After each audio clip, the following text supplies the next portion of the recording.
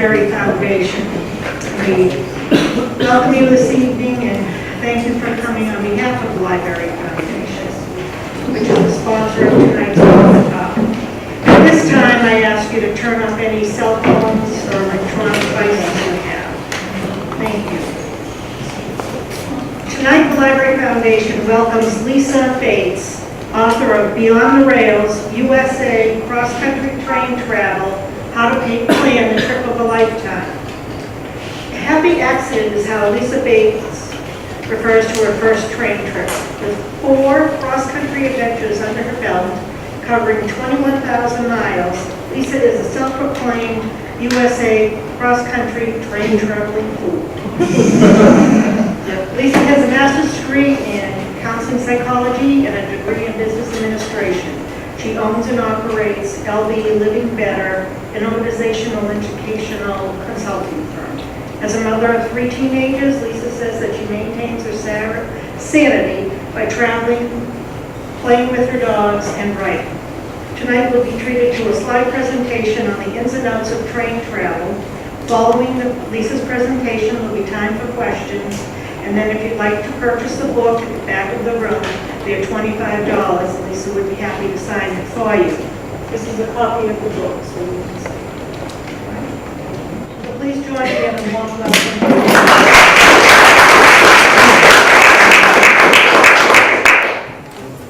There we go. We're good. Thank you. Thank you very much for having me. Thank you to Linda for putting this all together and being such a good correspondent in setting this up. I'm driving up thinking, it's raining, it's gross, it's gray out. I'm like, who on earth is going to come listen to me talk about trains on a Friday night of all times? But look at all of you. But then I thought, what does that say about me? I booked this Friday night like 4 months ago, so I knew I had nothing to do. So a couple of housekeeping things. I'm already breaking the rules. I have my cell phone there and I have it on, mainly because one of my twins, you'll see some of him in the presentation, is in basic training in San Antonio, Texas. And he only gets to call once every few weeks, and I haven't heard from him, and I've heard from him once, and this is the only phone number he has. And I have no way to tell him, I'm in the middle of talking. So if he calls and I see his little face pop up, you're going to see me dive for that phone and just talk amongst yourselves about trains. He only gets 5 minutes, and then they yell at him to hang up. So hopefully it will not go off. So thank you for having me. As my introductory person, where did she go? Oh, there you are, said, yes, this is a happy accident. So this whole train adventure that started in 2014 was really a little bit of a hissy fit on my part because I was trying to plan a family vacation. I wanted to take my family of 5 to California, and it was too expensive. I don't know if you remember, in 2014 happened to be one of those years where gas prices were up and flights were $600–700 a piece. And there goes the whole travel budget just flying out there. And at that time I had twin teenage boys. So feeding them is an adventure in and of itself. So that was gone. So I got frustrated and I said, when I was in Europe in college, how many of you have ever taken a Eurorail around? Okay, see some hands. How many of you have done train travel in the United States? Oh, a couple, good. How many have used our equivalent of a Eurorail in the United States? How many knew that we had an equivalent of it? Okay, see? Amtrak, I'm telling you. No. So lo and behold, with a little bit of research, that's what I found out, is that we do indeed have a version of a Eurail pass. And I'll get into the details of how that works in a minute. So what I'm going to do tonight is give you a little bit of the who, what, when, where, why, how, okay, for maybe 25 minutes, half an hour. And then I want to answer your questions because I know you have them. You wouldn't be sitting here if you weren't at least contemplating taking a train trip. So the best part of these presentations, and I've done quite a few of them at this point, is always the questions, and I get asked everything, so don't worry about it. So go ahead to the next slide. So the what? I explained how it sort of came about when we eventually said, okay, this is what we're going to do. We, as an educator, my husband is also a teacher, we have a limited income and a limited budget. We have been raising our kids with this motto since the very beginning. Can we make memories together. Everything we do, whether it's traveling down the street or across the country on the train, it is all about being together. It is all about making memories. It is not about the things. It is not about the shopping. It is not about the fancy tickets and, you know, and all of that stuff. So we've had that sort of growing theme all along. And what we did was, and I'll show you what they picked in a minute. It'll come out in a few more slides. We let them pick. Amtrak has over 500 destinations, 500 different train stations that you can choose from. So we let our kids pick different areas and do the research on what are we going to do when we get there. So that very first trip, with a little bit of planning on my end, I took my family, you can go to the next slide, across the country. My first time on the train in the United States, we went 7,000 miles. Yeah, we did a little bit of that when we were traveling.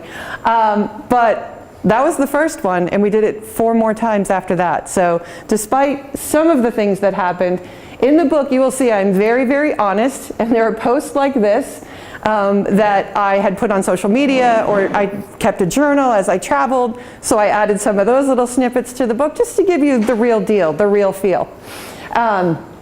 North Dakota goes on forever, forever.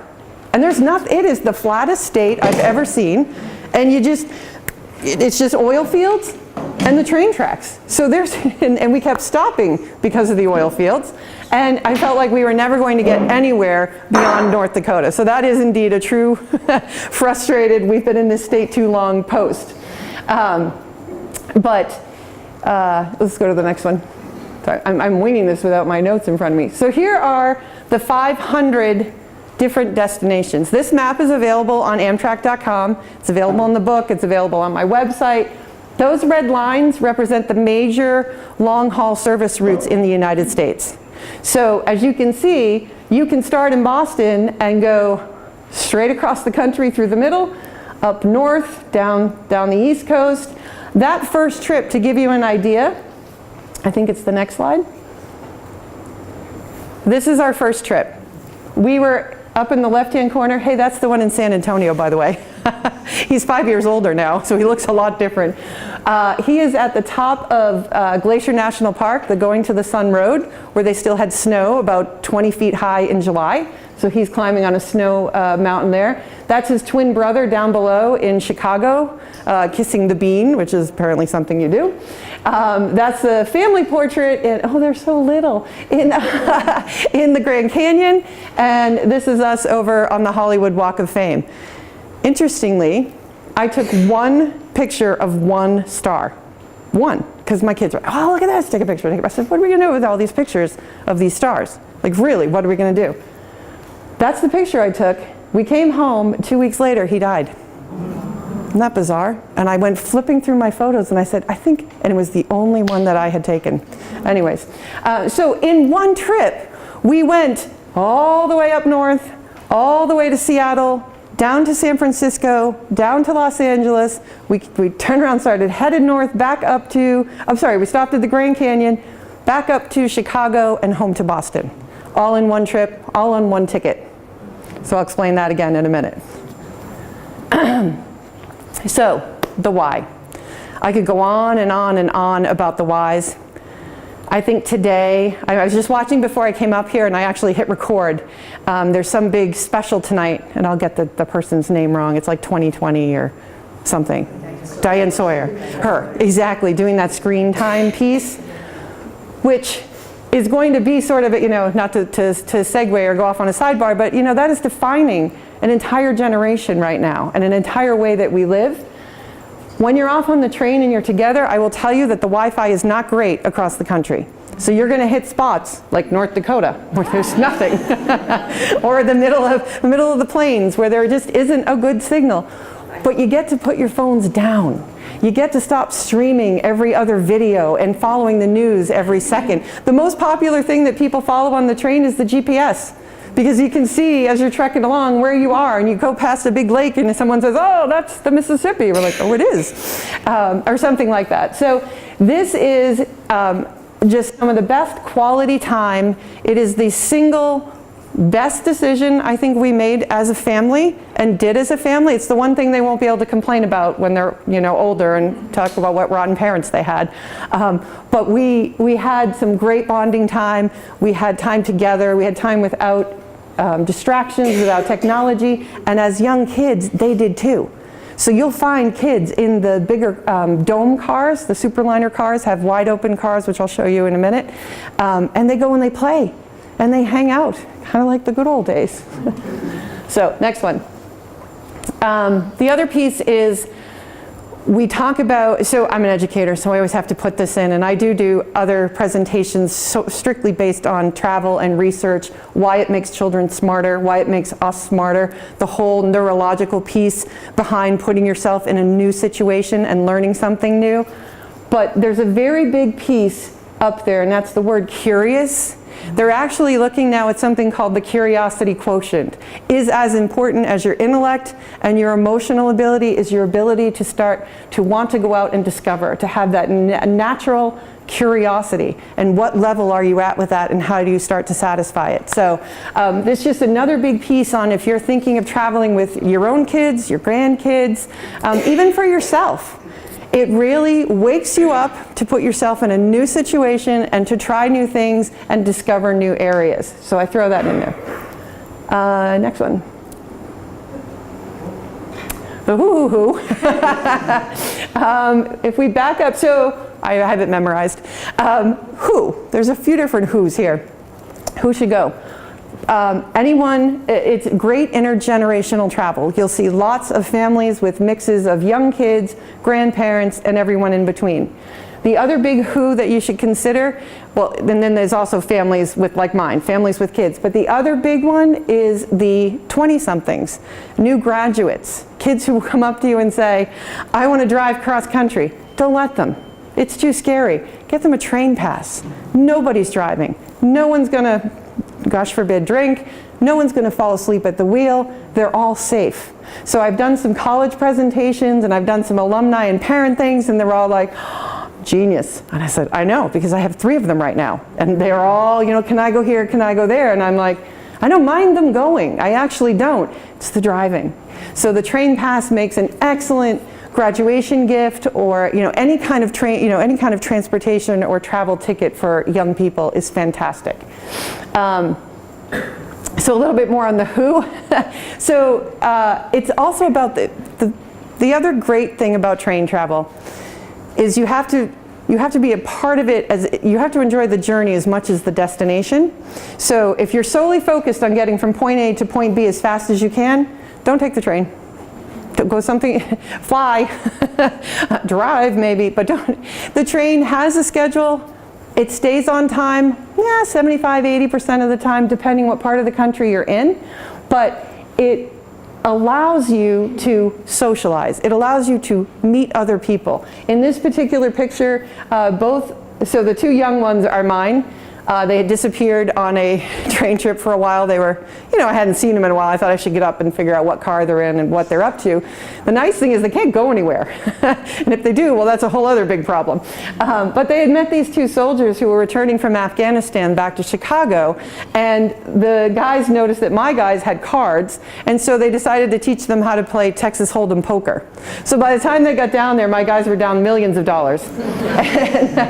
And they're wearing, I'm a junior conductor, paper hats, because the conductor got such a kick out of them that he gave them the kids' hats and they put them together and wore them. So, and you can see the table behind has a bunch of kids playing, and it's just a really, really great atmosphere. I think those were the 2 who's. Can you go one more? Oh, so this, okay. So when I talk about the Rail Pass, which I'll explain in a second, and what the book is about, you can upgrade from the Rail Pass is a coach ticket. You can upgrade from that to a sleeper car if that's what you'd like. And you can use both at the same time. So I had the young girl you saw in one of those pictures is my oldest, is my daughter. And she decided, we had a great train trip planned in the winter of 2017. So I had it all mapped out. And she decides that she's going to step out of college as a freshman and move to Los Angeles. because that's what I wanted to hear. And I said, really? No, I'm going to drop out. I got this great internship and I'm going for it. I'm like, oh, please. So I acquiesced. I mean, there's kind of was no telling her no at this point. Found a safe place to live. So now I had to drop her in Los Angeles at 18 years old and come back home by myself. So I got myself a sleeper car, which is a lot of fun and really nice, and your meals are included, and it's just another whole upgrade to the whole experience. I highly recommend it, but it is pricier. So just keep that in mind. The nice thing is, your meal, every meal is in, your snacks, drinks are all in there, and all of your meals are included. So on this particular day, when it's communal seating, so when you go to the dining car for a meal, you're seated with whomever is there. I think they might do it on cruise ships and stuff sometimes. I don't know, I've never cruised. So my breakfast was with an elderly Amish couple who had 9 children of their own, 64 grandchildren, and 13 or 14 great-grandchildren. They were hilarious. We had the best breakfast. But by the time lunch rolled around, I'm missing my daughter. I'm really like, oh my gosh, what have I done? I've got everyone at home going, are you crazy? You let her stay in Los Angeles? She's too young. And I was like, I know. So I sit down to lunch, and lo and behold, this nice couple gets seated across from me. And I thought, okay, well, nice chit chat and whatever. I'm really just not in the mood, but we'll order our food. And I needed to come out of my dorm room a little bit and try not to cry.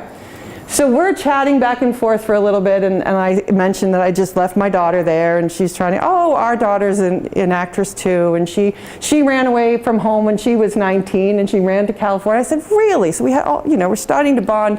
We have all this in common. Long story short, it turns out that that's Mr. and Mrs. McCarthy, Melissa McCarthy's parents. So I spent the next 2 hours half crying, half learning anything and everything, and he's delightful.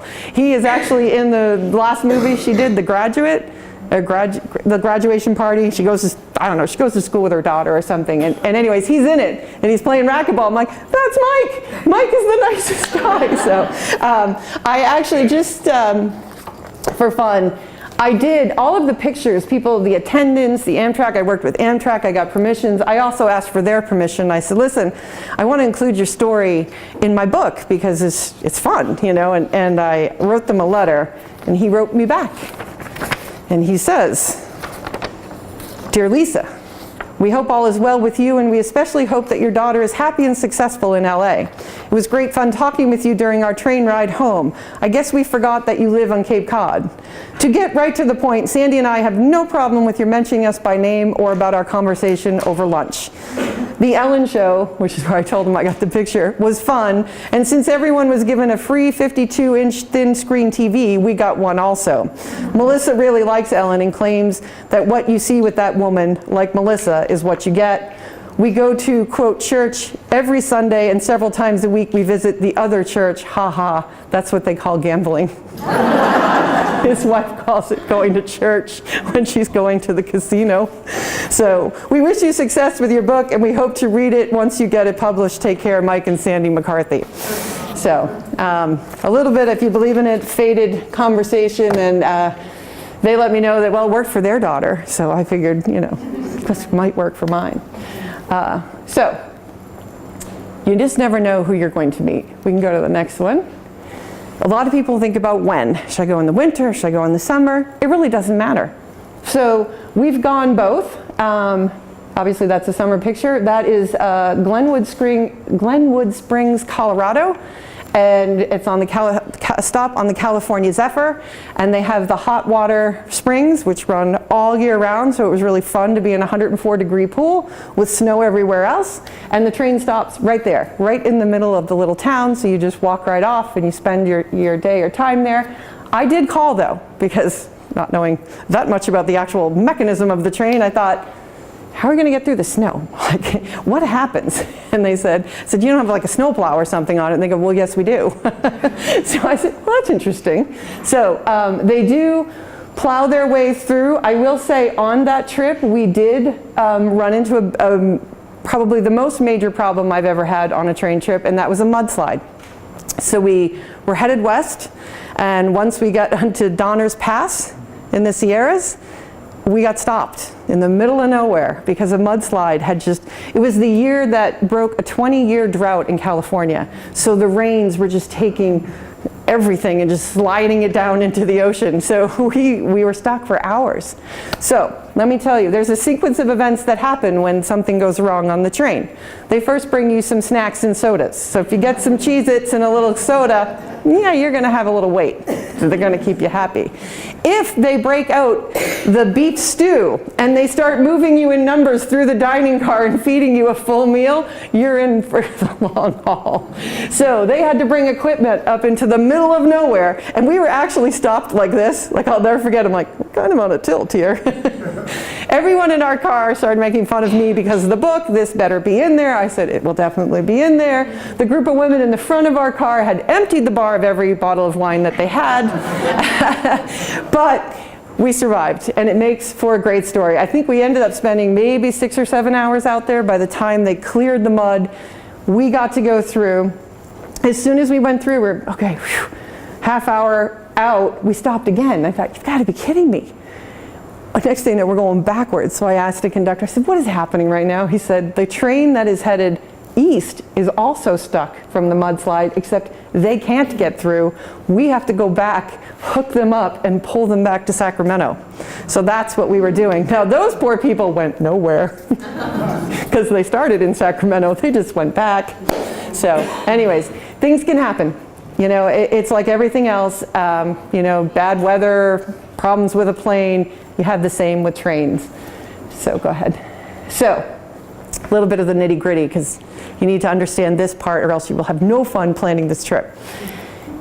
This is what a USA Rail Pass looks like. We have only ever done the 15-day one, which was plenty of time for me on the train, and I actually really like it.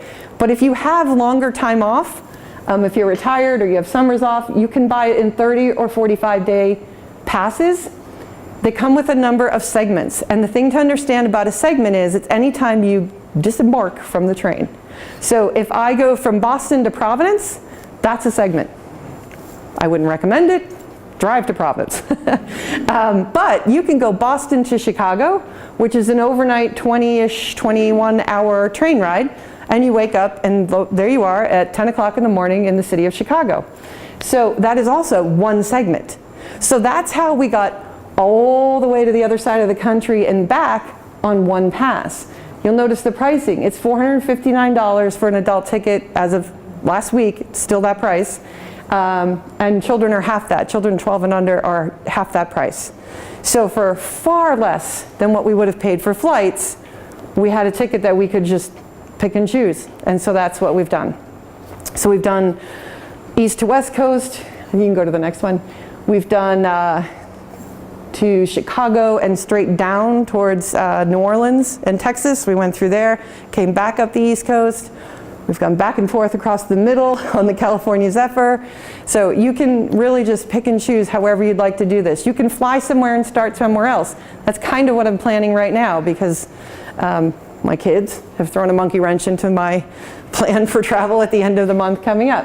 I happen to like, I'm a book person, I'm at a library. I like to get some travel books. I like to really look at what each city has to offer because you're going to have a lot of choices.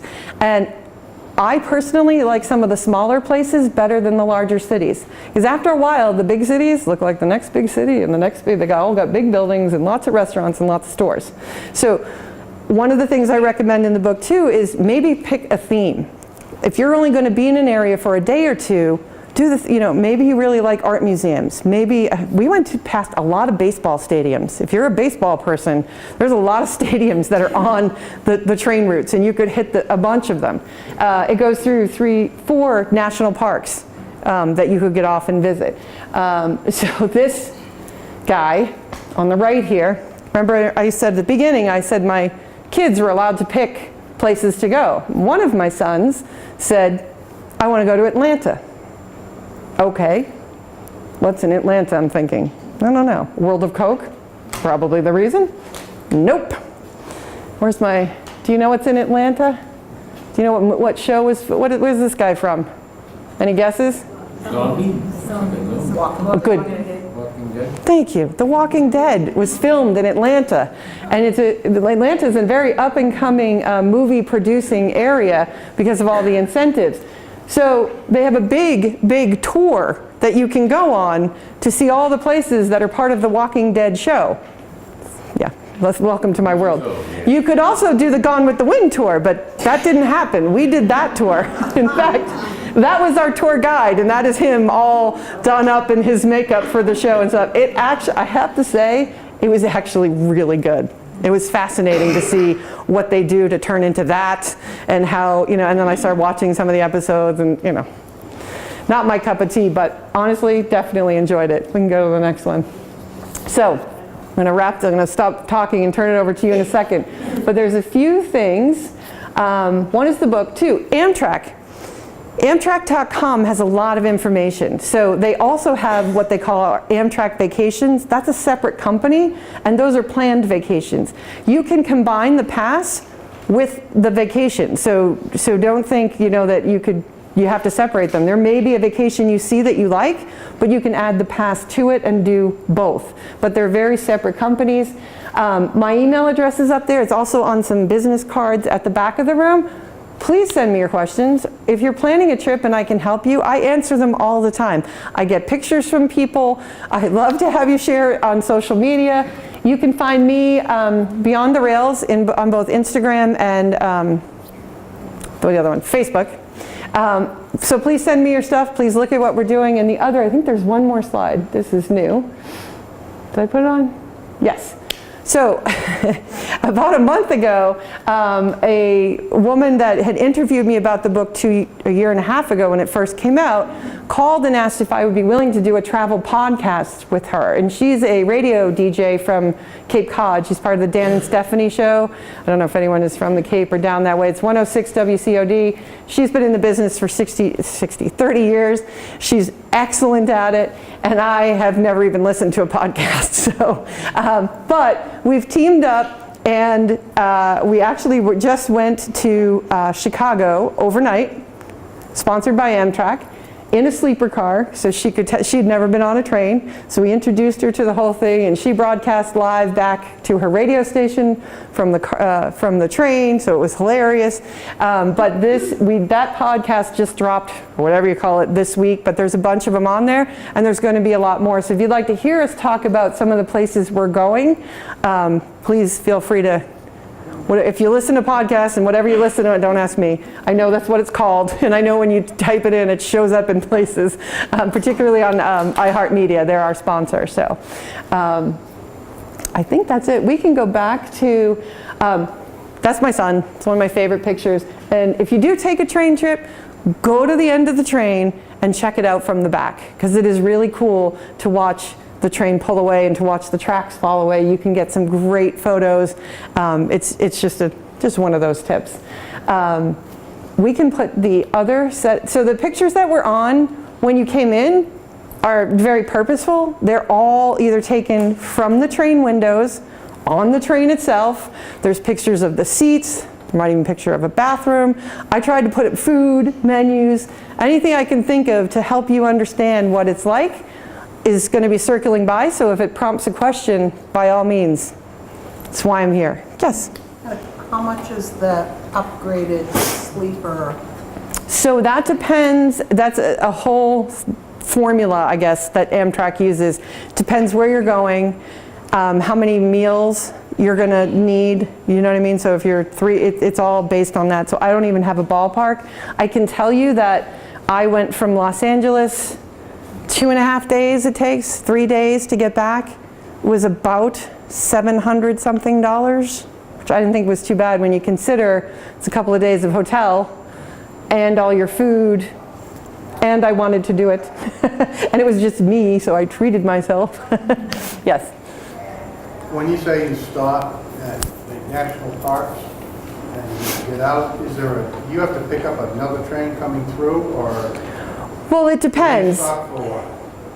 No, your train's leaving. No, what I mean, they just stop and unload and load passengers? Yes, And then leave? yes. Or if you wanted to stay, what do you? So, You know what I mean? so you have your pass, so you pick, when you get a rail pass, you pick your 8 stops ahead of time.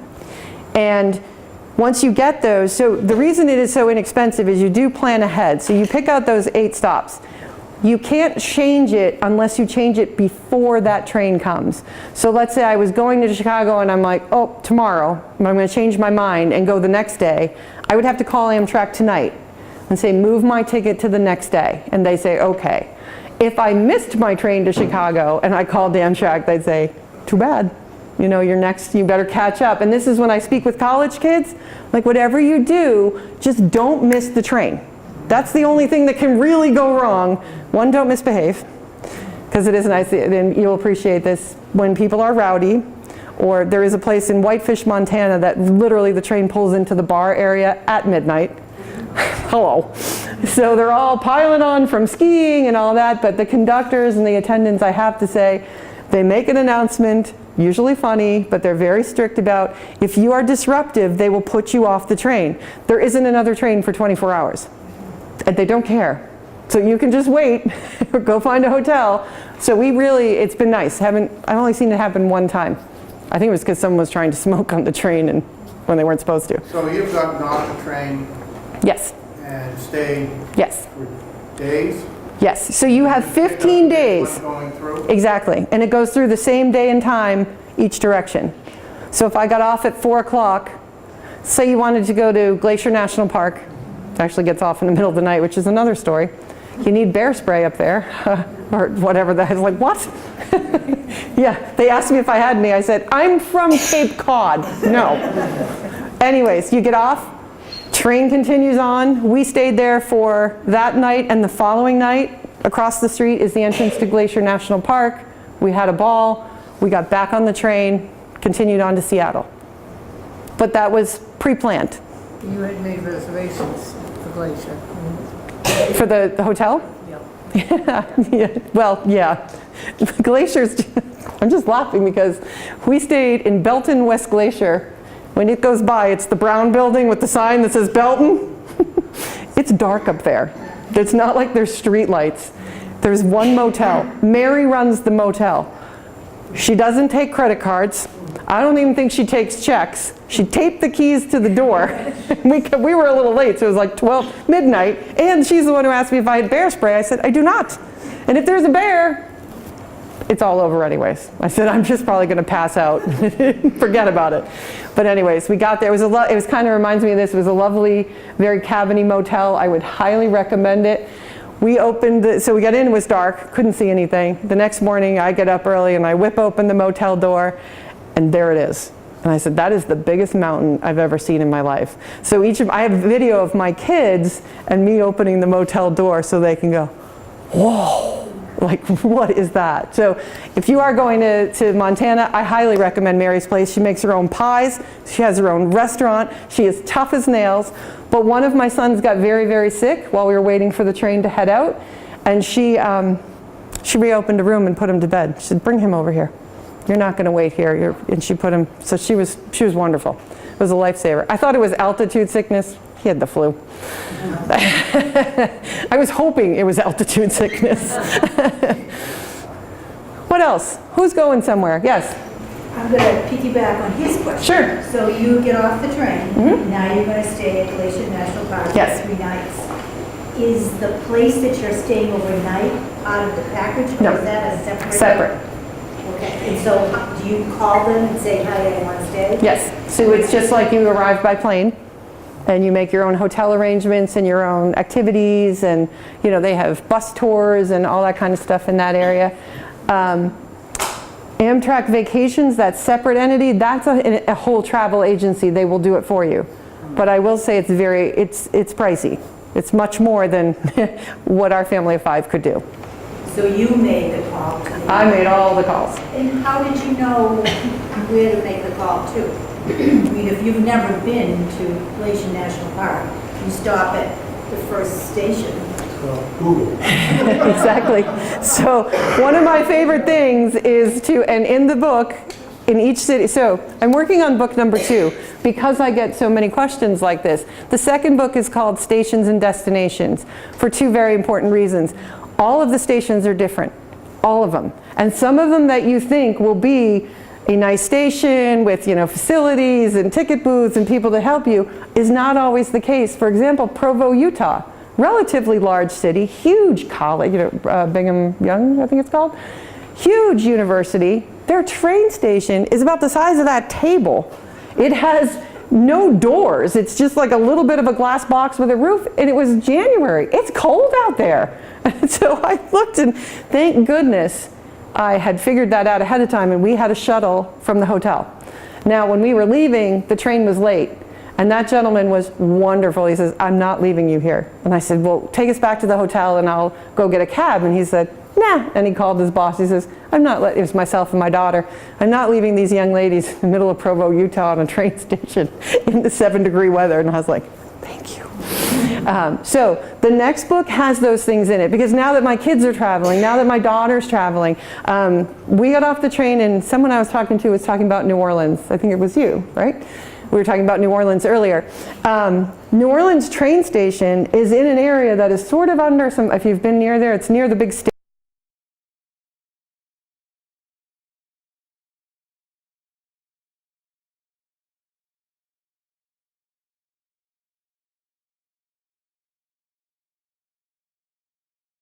It's all highways and it's a lot of people.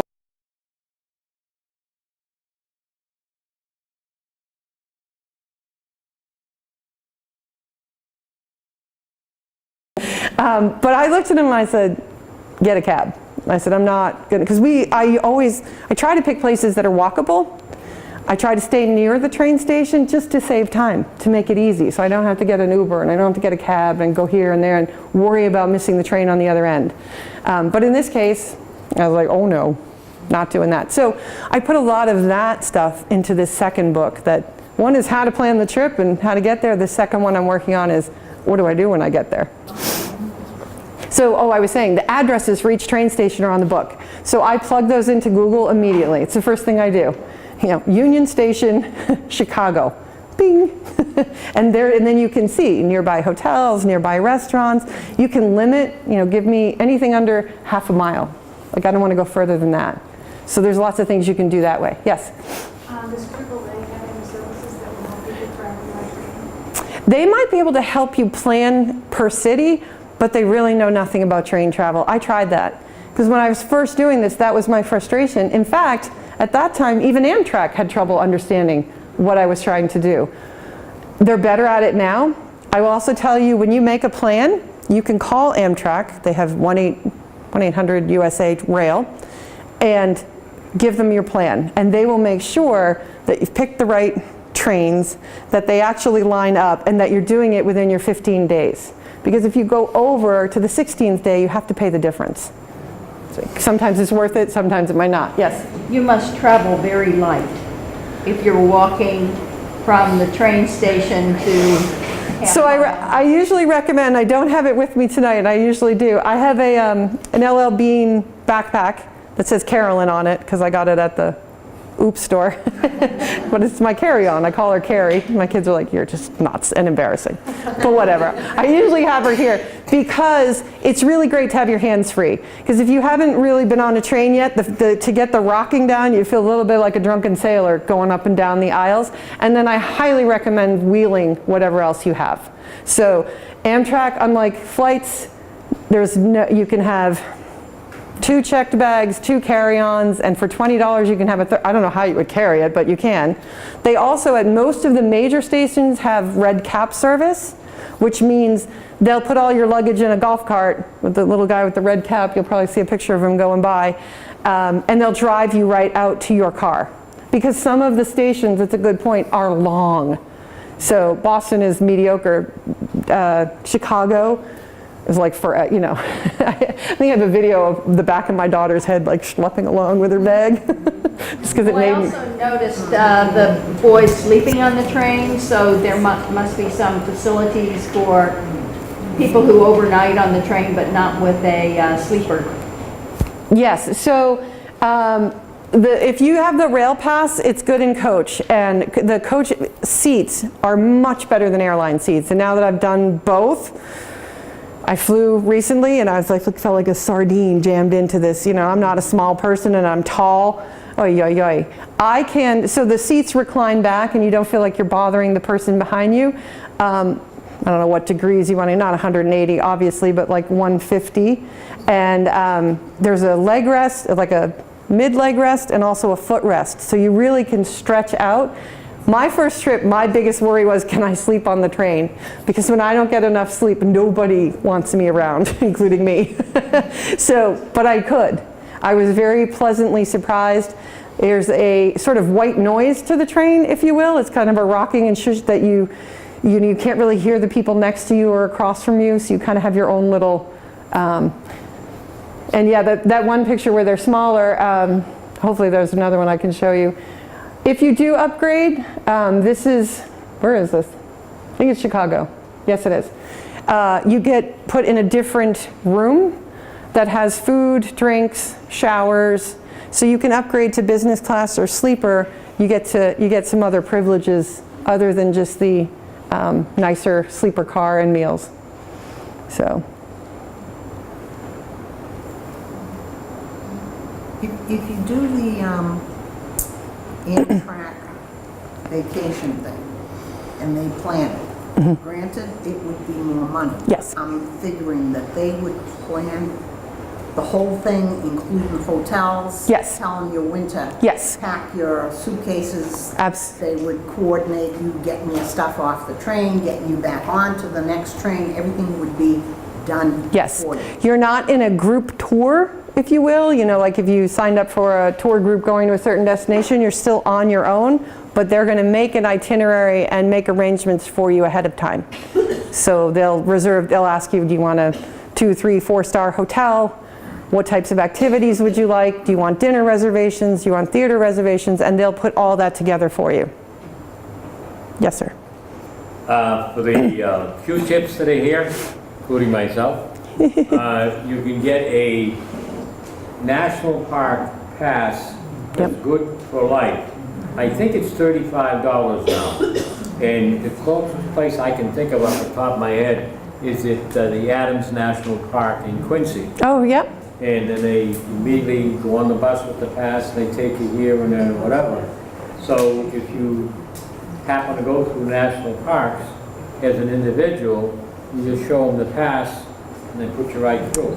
You just reminded me too, the other nice thing, Amtrak has a great relationship with the national parks, so they'll bring on docents, I think is the right word, from the parks, and they'll ride with you in certain sections of the train and give a history and description. They're really fascinating. I don't know if there was a picture on, I think there is in the slides, but if you ever hear that at such and such a stop someone is joining us, go up to the dome car, you know, the public car, and it's very interesting to listen to them, and you can ask questions, etc. Yes? What are the parks you can scout out, the national parks? Oh, it's quiz time. So I've been to Glacier National Park and that big canyon down there, Grand Canyon.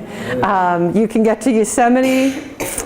You can, I'm drawing a complete blank. Not Yellowstone. Yellowstone, yes.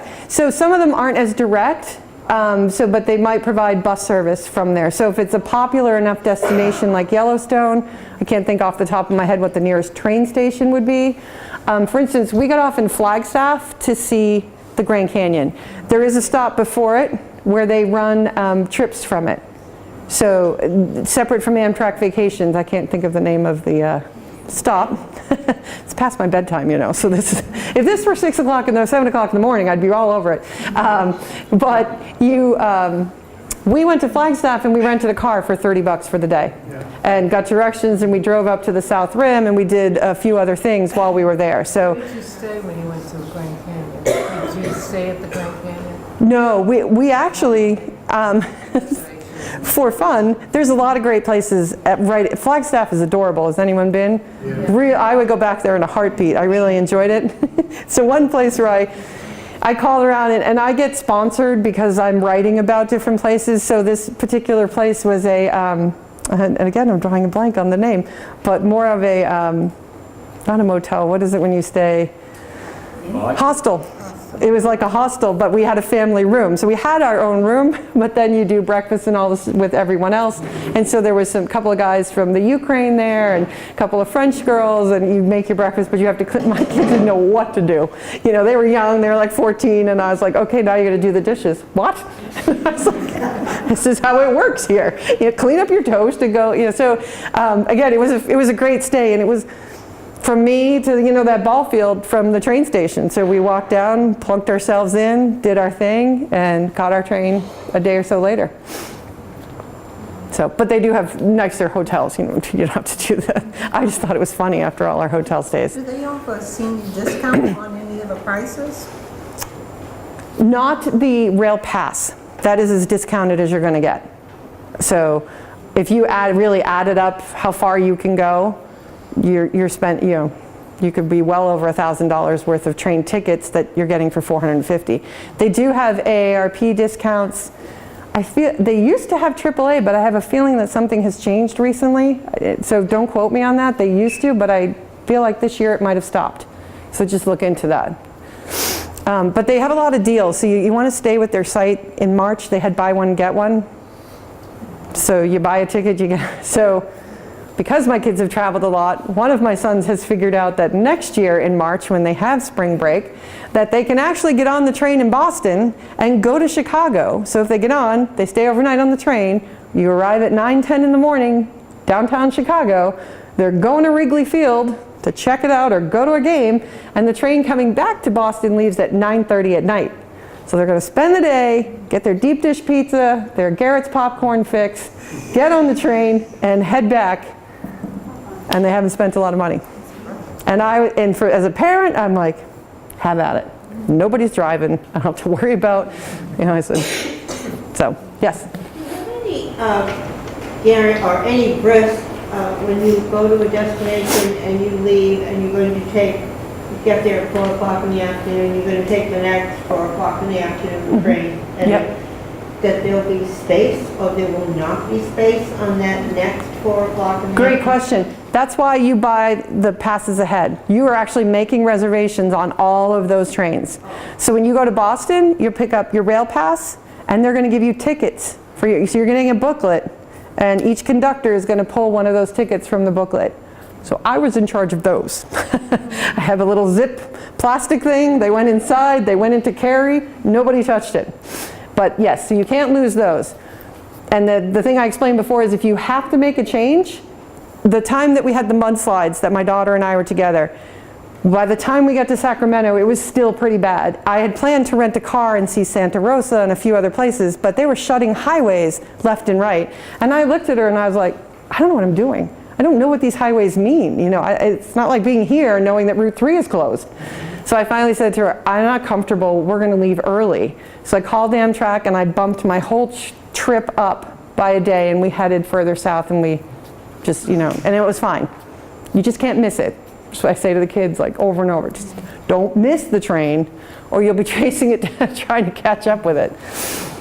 So, but you could fly somewhere, start somewhere else. It's very flexible if you're, I just spoke on Saturday in Rhode Island and had a woman say, I'm going to take a visiting tour. I'm going to pick all the people I want to see this summer and just do the loop. But she's flying to one place to start. And I was like, there you go. I have to fly to San Antonio and we're starting from there. Yes? Do you have to present a passport anywhere along the line? You know, when you fly now, a lot of times they want to see No. a passport or anything like that. There's nothing. No. Mm-mm. I've never been asked that. Nope. Yes? This is all Amtrak you're talking Yes. about, right? Are you familiar with Rocky Mountaineer, and are they totally separate? Totally separate. Pardon? They're totally separate. I have heard of them. I've never used them. I'd love to.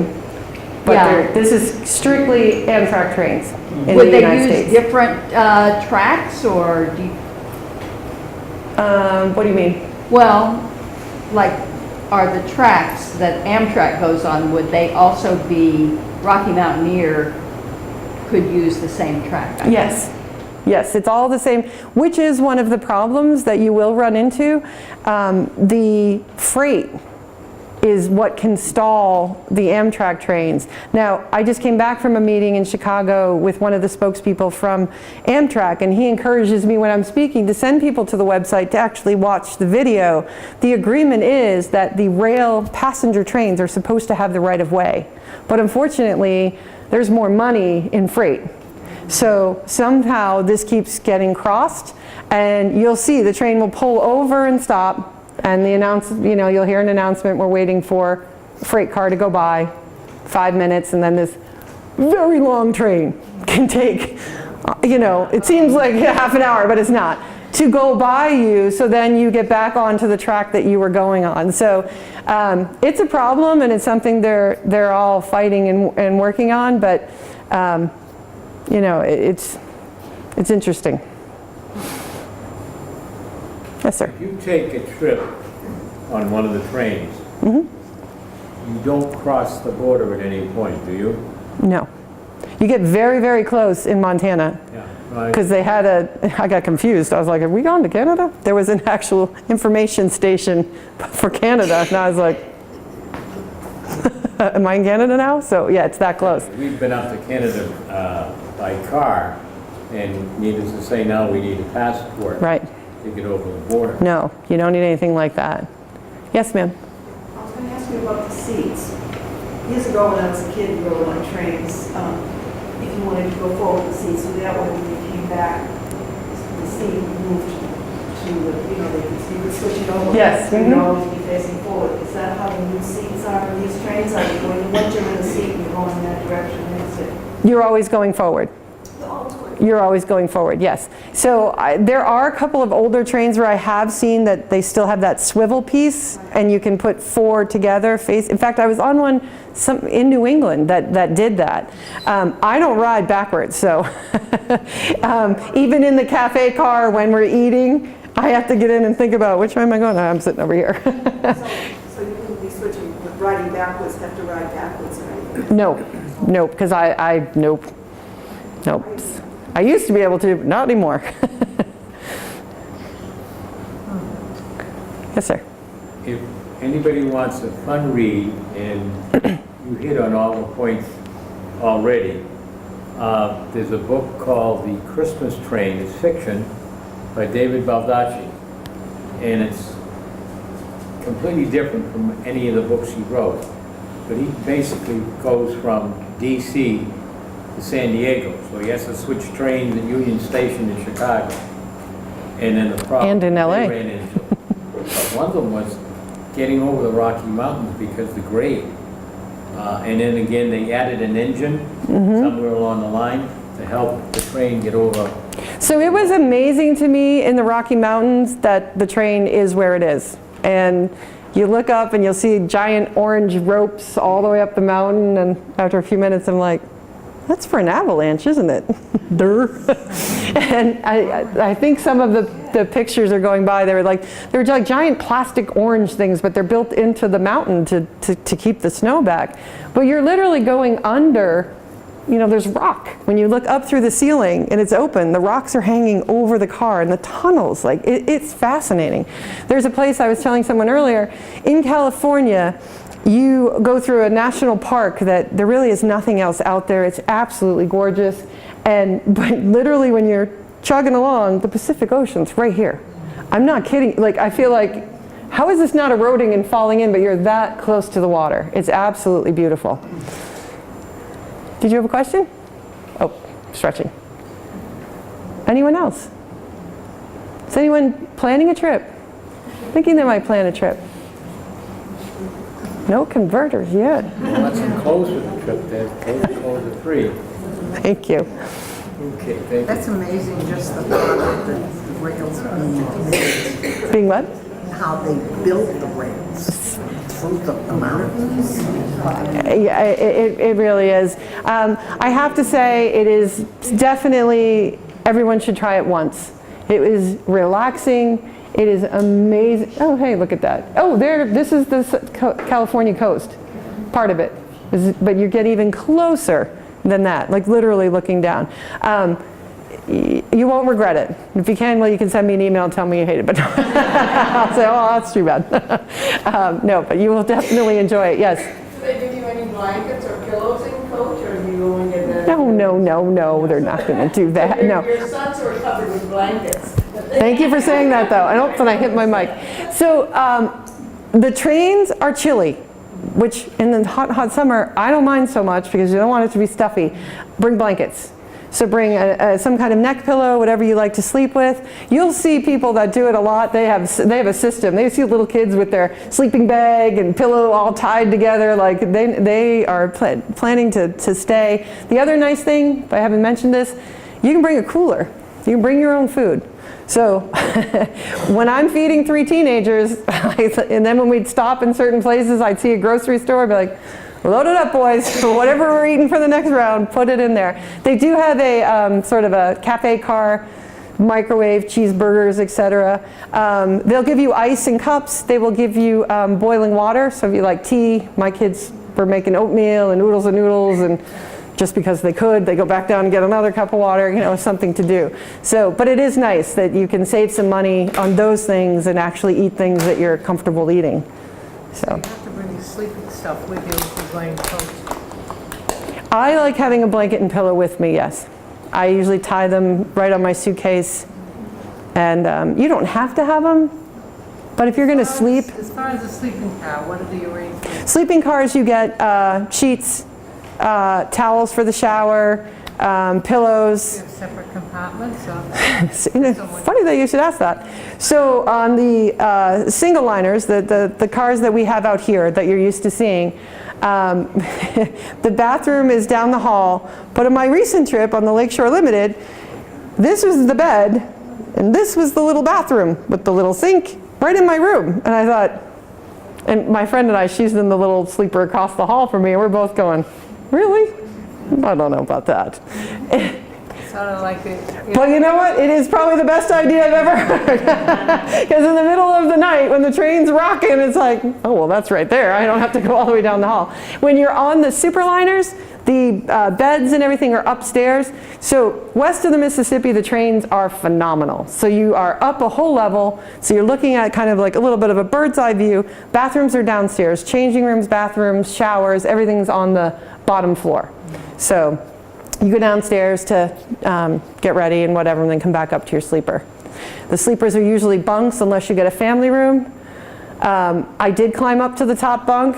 It does have a seat belt. It's an interesting option because you don't want to roll off that thing. Yeah, it's got like this harness thing, which I would recommend because, you know, one big bounce. Yes? If you're not in one of the sleepers, do you still have access to use the showers? You do not, but on the west of the Mississippi, the superliner cars, they have changing rooms and they have bathrooms that are separate, so you don't feel like they're much bigger than airport bathrooms. They're better. And then the changing room has sinks and things where you can brush your teeth and freshen up, but they do not have showers for coach. Yeah, no. But believe me, 90% of the people on the train are in coach. You know, so you're not alone. Anyone else? No? Well, I'll be around for a few minutes, like I said. Thank you. Thank you very much. Don't hesitate to see me for a book or to grab a card. The book is also available online if you prefer that. And like I said, don't hesitate to contact me if you have questions. I really do not mind. I love doing this. It's a labor of love. It is not putting my kids through